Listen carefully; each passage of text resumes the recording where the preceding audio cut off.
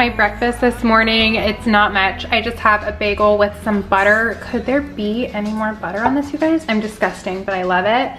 And some coffee. Good morning, guys. I just got done eating my breakfast. I love this mug because it says, I don't need Google.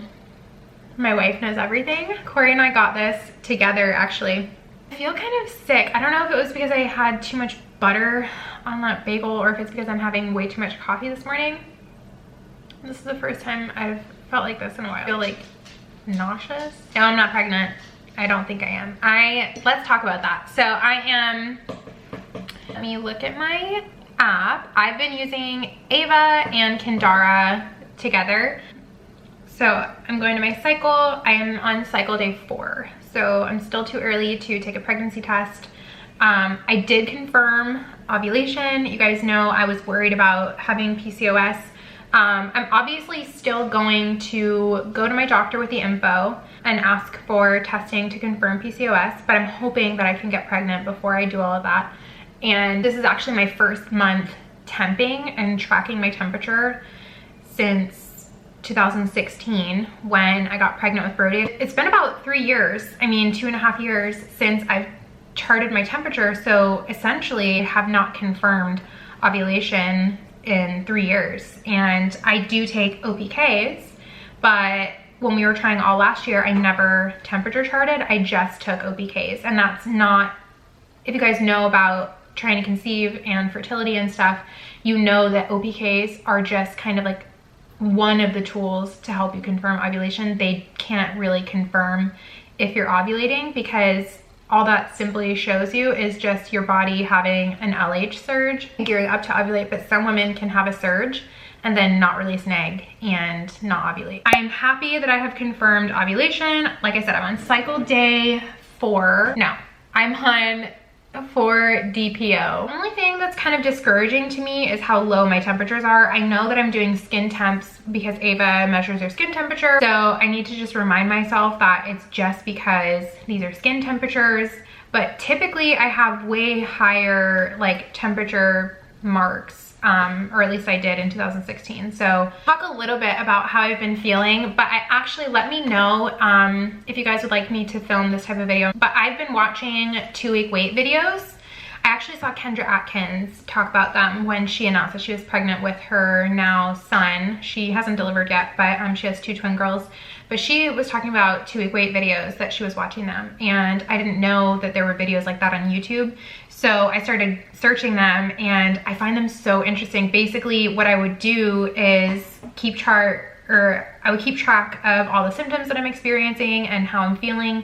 And then at the end of my 2-week wait before I test, I would film a video and essentially just tell you guys what my symptoms were. But I'm just a little confused because a lot of them I've seen are just, most at least, women are pregnant and then they share like what their symptoms were. But then I've also seen people do it like pregnant versus not pregnant. And I know I told you guys you would know when I'm pregnant again, but I would still like to wait if I am pregnant and like wait to announce it just a little bit and confirm it. I think I would do the 2-week wait video anyway, even if it's before I got a positive or a negative pregnancy test. So let me know if that's a video you guys would want to see on my channel. I'm thinking I'm gonna film it anyway, but I probably wouldn't even film it until like 10 or 12 DPO. And I think that I have a 14-day luteal phase, like the phase between ovulation and when you get your period. I think mine is 14 days. So if that's the case, then I could still film it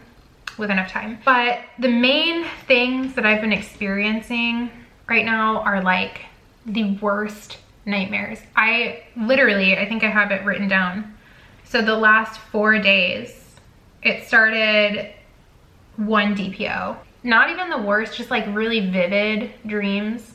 And I usually don't always have vivid dreams. I do occasionally, but it's nothing to like remember. A lot of times I'll just wake up and I won't even remember what I've been dreaming about. I have been waking up every morning thinking like, oh my gosh, like I don't even want to say what my dream was out loud last night. But last night I had a dream that my sister died, and it was just like so scary, and it like I could cry even saying it out loud just because like I don't want to dream like that. Like that was the worst. And it was like so, I don't know why I'm crying.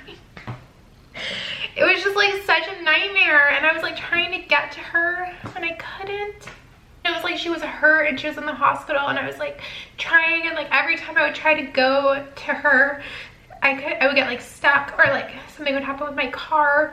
And then on the phone, my dad told me, it's just a dream, but like it felt so real. I don't know if you guys know this, but I have two sisters. It was my little sister. I have a sister who's 3 years older than me, and I have a 15-year-old sister. She'll be 15 next month. So it was her in the dream. And I think it's just because she FaceTimed me last night. It was like a 2-minute conversation, but then that was my dream. I knew I didn't want to say it out loud because it would make me feel bad. And then the one on 1 DPO, I remember that one. I didn't even have to write it down. I was in like a plane, and I don't know if you guys know this about me, but I don't know the name of the phobia, but I have like an actual phobia of flying. Actually terrified to fly. I'm not saying it to be dramatic or funny. Like, I am petrified. Whenever I have to get on a plane, I get in fetal position, I cry. And on DPO 1, I had like a nightmare that I was in a plane and I could feel the plane like taking off. Like, it felt so real. The only reason I even think that could be anything is because I was pregnant for the very first time.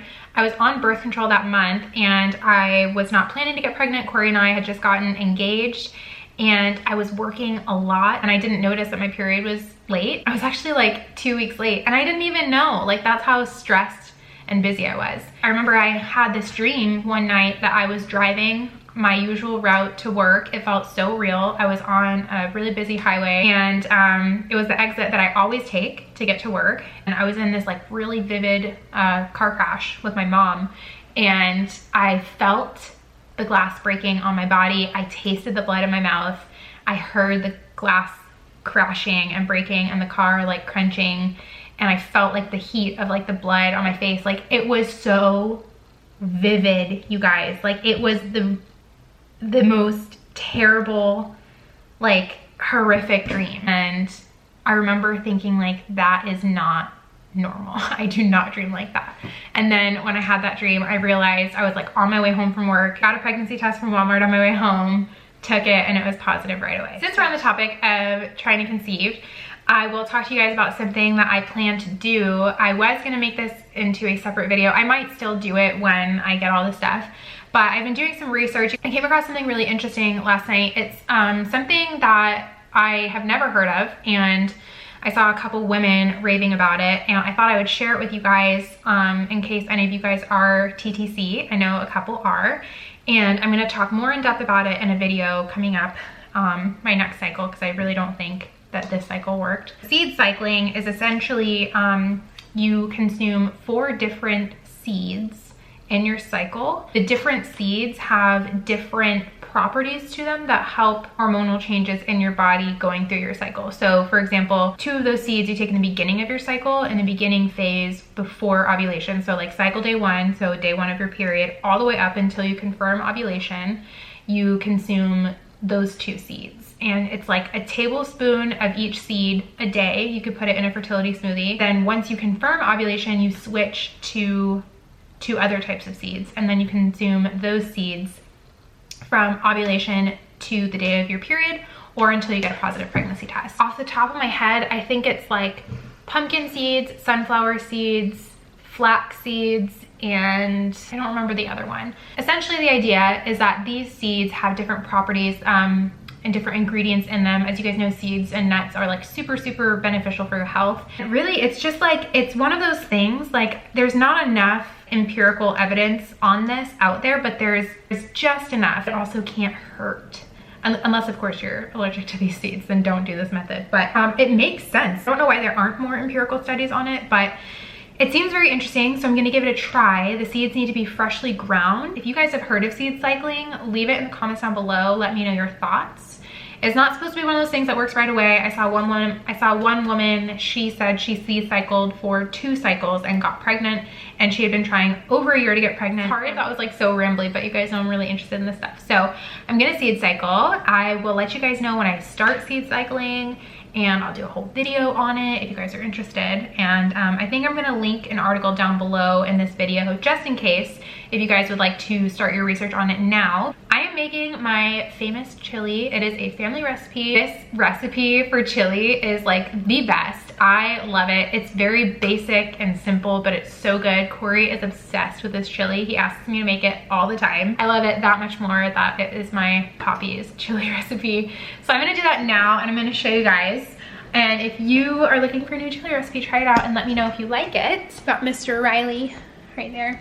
We have to put our chairs up on, you guys, this table is from Wayfair. Stop it, Riley. This table is from Wayfair. It was under $200. I love the table, but I hate the chairs. They came super flimsy, but I have to put them up here because Brody learned how to climb on top of the table, and he cannot be doing that. Okay, so essentially this is everything that you need. I know my crock pot is really dirty. I have not wiped it down, so we're just gonna ignore that. Most of it is canned, and I love this recipe because it's super affordable. So if you guys are on a budget for grocery shopping and you want like a really hearty meal that has a lot of protein that's still decent for you, I mean, this isn't the healthiest, but it's super, super affordable to make. I mean, all of these cans are like under $1.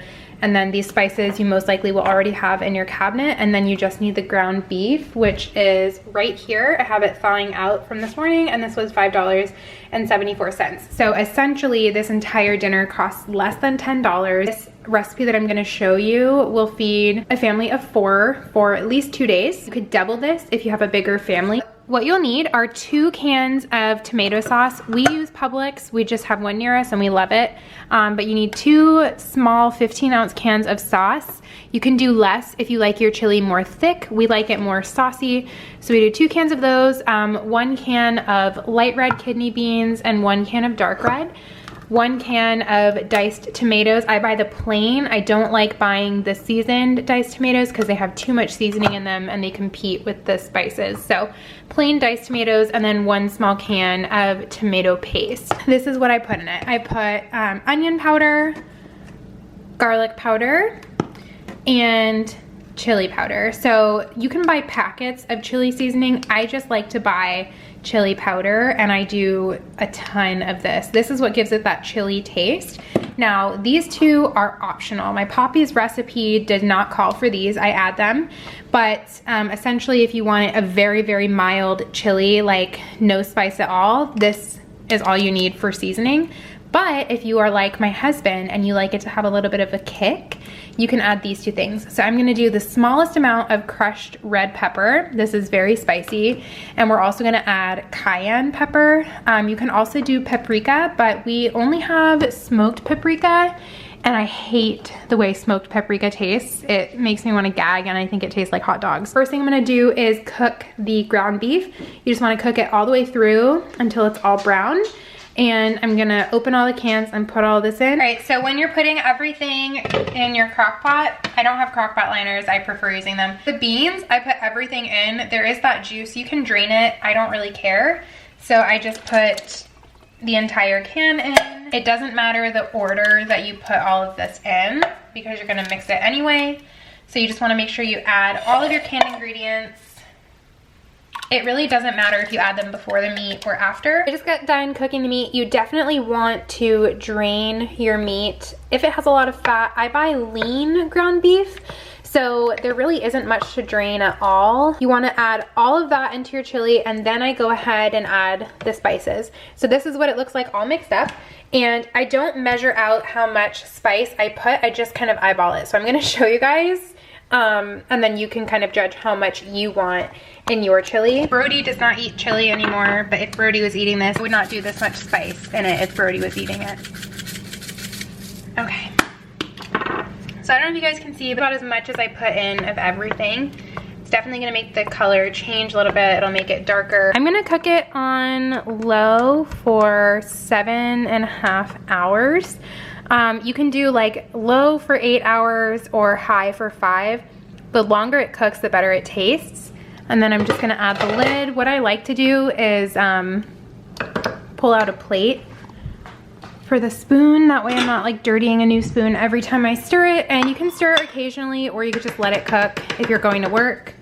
But I'm just gonna keep that spoon right there. So I just got home from all of my errands. I had a gift card to Sephora.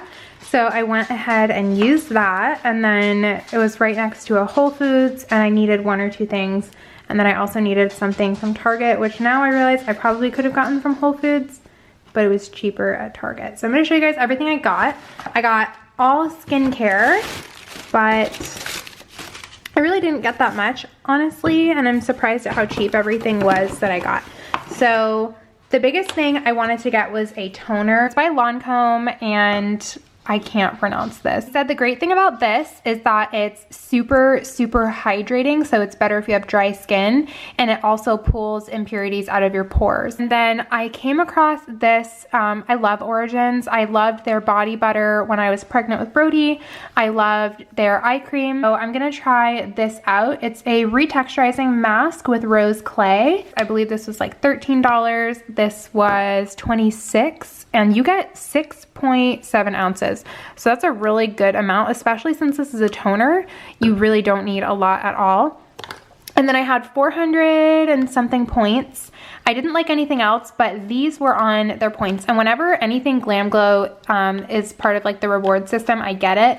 So I stocked up on 2. Glam Glow masks are super expensive. So whenever I can get a sample size like this essentially for free, I hop on it. But this is the Super Mud Clearing Treatment. This stuff is amazing. It treats my acne like nothing else. And you don't need a lot of this. A little bit goes a long way. I've actually had one of these same size for, gosh, probably a year or so. Call me cheap, but that's my little like hack for saving money. That's all I got from Sephora. And then from Whole Foods, I didn't get anything exciting. We needed more peanut butter. I got the Whole Foods brand. And then Brody loves granola bars right now, or like fruit bars. So I got him some blueberry cereal bars, also Whole Foods brand. And then I also got a Whole Foods brand of their sandwich bread, but this one has grains in it. And then from Target, last but not least, I got 2 things. I needed to get more cotton rounds for my toner, so that's gonna go with that. And then we needed batteries. I just got the Ebene AA brand. That was everything I needed to do today. So I'm gonna end this vlog here. It's probably pretty long from me talking earlier this morning. My battery is dying. I guess it's because I filmed so much today. So thank you guys so much for watching this video. Let me know your thoughts on anything that I talked about in this vlog. And let me know if you like vlogs like this. I can vlog on my days off. I typically just vlog on the weekends. As always, thank you so much for watching. Please check out all of the links down below, and I will see you guys in my next one.